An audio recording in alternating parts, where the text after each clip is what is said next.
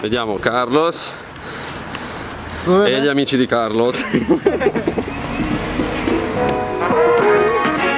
Dai però, filmiamo adesso.